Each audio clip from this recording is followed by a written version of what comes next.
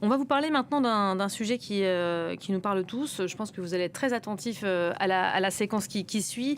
En 2025, les fuites de données ont atteint effectivement un record en France. C'est la Commission nationale de l'informatique et des libertés qui durcit le ton et même qui s'alerte. Plus de 6000 fuites ont été effectivement répertoriées. Tous les secteurs sont touchés. Le dernier en date, c'est celui du tourisme avec 3 géants français piratés, Pierre et Vacances, Bel en Bras, Gîtes de France. Les services publics sont aussi particulièrement touchés, comme récemment l'ANTS, le portail qui délivre les documents d'identité. Et on va en parler avec vous, Sonia Barritello. Bonjour Sonia et bienvenue dans le Club France 24. Vous avez enquêté sur le sujet pour le magazine C'est en France. Alors d'abord, commençons par nous interroger. Pourquoi nos données personnelles sont-elles à ce point visées aujourd'hui ? Alors nos données personnelles sont ciblées parce qu'elles représentent une véritable mine d'or pour les cybercriminels. Donc ces derniers les revendent sur des forums où elles sont rachetées et utilisées pour commettre tout type d'arnaque. Donc ça peut être de faux SMS par exemple, de livraison de colis comme on a tous déjà pu recevoir, mais également des appels où les cybercriminels vont se faire passer pour notre conseiller bancaire et c'est là que tout se joue. Ils vont mobiliser, utiliser les informations piratées pour gagner notre confiance et pour nous voler de l'argent. Et c'est ce qui est arrivé à Amaya, une jeune femme de 28 ans que nous avons pu rencontrer. Elle s'est fait dérober 8 000 €. Je vous propose de l'écouter.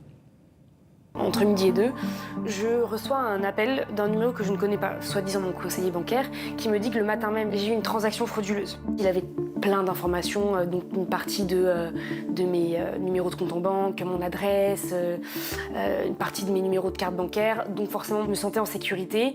Je me suis dit, bon, il va m'aider. Et en fait, au final, il me volait de l'argent, quoi. Alors ça peut paraître naïf de la part d'Amaya, mais il faut savoir que la dimension psychologique est extrêmement importante dans ce type d'arnaque. Les cybercriminels installent un climat de panique pour mieux contrôler, pour mieux manipuler leurs victimes derrière. Et ça a marché pour Amaya, puisqu'ils ont réussi à la convaincre de leur donner pas la pierre, son code de carte bleue. Je tombe dans le panneau à coup sûr. Ça, c'est la chronique anxiogène, je vous le dis tout de suite. Est-ce qu'on est tous concernés par ces fuites de données ? La réponse est oui, non, j'imagine. Oui, malheureusement, personne n'est épargné. Et c'est Marie-Laure Denis, la présidente de la CNIL, qui le dit. Et ce qui est inquiétant, c'est qu'aujourd'hui, fuite après fuite, les cybercriminels recoupent les données nous concernant et ils créent de véritables profils, de véritables packages clés en main qu'on peut retrouver en tapant mon nom, prénom, votre nom, prénom sur ces forums. Et ce qui est d'autant plus inquiétant, c'est que des données de plus en plus sensibles sont dérobées, comme l'explique Jérôme Notin, le directeur général de cybermalveillance.gouv.fr. En 2025 et début 2026, une rupture s'est faite, alors à 2 occasions. Le premier, c'est la fuite de données de la Fédération française de tir, où il y a eu des cambriolages, des faux policiers, des faux gendarmes se sont présentés au domicile des personnes, et avec du vol d'armes. Le deuxième cas, c'est des fuites de données liées à des sites qui gèrent des cryptoactifs, et donc il y a des enlèvements, des séquestrations, des actes de barbarie et de torture auprès des victimes directement ou leurs familles. Là, on va même au-delà du simple vol de données, séquestration, acte de torture. On a une idée de qui sont ces méchants, ces cybercriminels ? Alors cela peut paraître surprenant tant ils sont expérimentés, mais en France ce sont souvent des mineurs, des adolescents qui dérobent nos données. Ça a été le cas notamment pour la fuite de données de l'ANTS. Un adolescent de 15 ans a été arrêté au mois d'avril dernier et ces cybercriminels parviendraient à gagner entre 5 à 10 000 € la semaine pour ce type d'arnaque, ce qui pousse de plus en plus de jeunes vers le cybercrime. Le Premier ministre Sébastien Lecornu a d'ailleurs annoncé un plan d'urgence de 200 millions d'euros suite à la fuite de données touchant l'ANTS. On en avait tous parlé à ce moment-là. Est-ce que ça s'avère après coup suffisant ce montant ? Non, et c'est Anne Le Hennan, la ministre de l'Intelligence artificielle et de l'Innovation, qui le dit elle-même. Ce plan d'urgence ne servira qu'à nous mettre à niveau, mais il ne permettra pas de rattraper le retard accumulé par la France depuis toutes ces années. Et d'où l'importance d'avoir une CNIL forte, une CNIL qui sanctionne, qui contrôle pour inciter les entreprises et l'État à investir pour protéger nos données. Et en attendant, ce sont les particuliers, les victimes qui sont laissés pour compte, puisqu'elles font face seules à des techniques toujours plus sophistiqués. Je vous propose d'écouter Clément Domingo, un hacker éthique que nous avons pu rencontrer.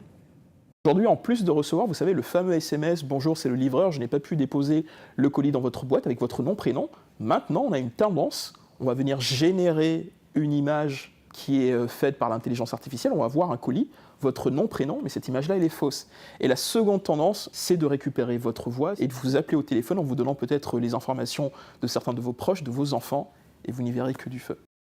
Bon, donnez-nous des tips tout de suite, Sonia. Là, on a besoin de savoir comment est-ce qu'on peut se protéger et puis aussi comment éviter les gros pièges. J'imagine qu'il y a des gros warnings. Alors malheureusement, on ne peut rien faire pour empêcher nos données de fuiter, mais on peut tenter de brouiller les pistes. Et donc les experts en cybercriminalité nous conseillent de mentir dans la mesure du possible sur son identité en ligne.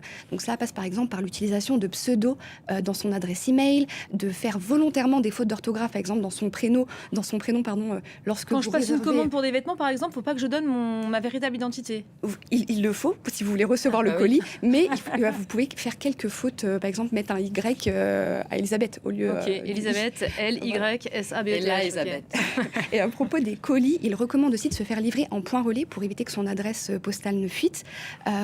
Il faut également utiliser des gestionnaires de mots de passe plus sécurisés, mais surtout, le plus important, ne jamais cliquer sur des liens reçus par SMS ou par mail. Il faut toujours soi-même aller sur les différents sites, soi-même appeler sa banque et surtout ne jamais donner d'informations personnelles. Comme j'ai failli faire hier avec Amélie.fr, mais Sonia m'a sauvée. On m'indiquait que ma carte arrivait à expiration. Il fallait Exactement. que je clique sur le... Elle m'a dit surtout pas. Bon, je suis une cible potentielle, on l'aura compris. On l'est tous.